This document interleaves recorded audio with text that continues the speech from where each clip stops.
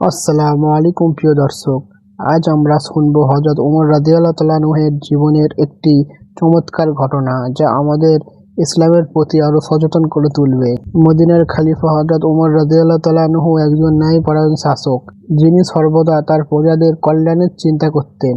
কিন্তু তিনি একজন সাদাসিধে ও ন্যায় বিচারক ছিলেন বলে প্রায়ই ছদ্মবেশে মদিনার সাধারণ মানুষের কথা শোনার জন্য রাতে বের হতেন। একদিন তিনি এমনই এক রাতে একটি বৃদ্ধ মহিলার বাড়ির সামনে উপস্থিত হন। ছদ্মবেশে হযরত ওমর রাদিয়াল্লাহু তাআলা আনহু মহিলার কাছে গিয়ে জানতে চান, তুমি কি জানো খলিফা ওমর কেমন মানুষ? বৃদ্ধা মহিলা বললেন, ওমর আমাদের ওপর খেয়াল রাখে না, আমি তাকে ধিক্কার জানাই। বৃদ্ধার এমন কথা শুনে ওমর রাদিয়াল্লাহু তাআলা আনহুর হৃদয় ব্যথিত হয়। তিনি নিজেকেই দোষী মনে করেন এবং আরো ভালো কাজ করার জন্য নিজের কাছে প্রতিবদ্ধ হন।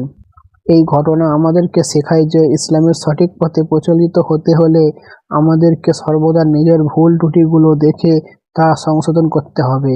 একজন প্রকৃত মুসলিম কখনো নিজের দায়িত্ব এড়িয়ে যায় না, বরং সর্বদা নিজের কাজের জন্য জবাবদিহি করতে প্রস্তুত থাকে। আপনারা যদি আমাদের চ্যানেলের সাথে থাকতে চান এবং এমন আরও অনেক ইসলামিক ঘটনা ভিডিও পেতে চান, তাহলে আমাদের চ্যানেল এমডি ইসলামিক টেল সাবস্ক্রাইব করতে ভুলবেন না। আসসালামু আলাইকুম ওয়া রাহমাতুল্লাহ।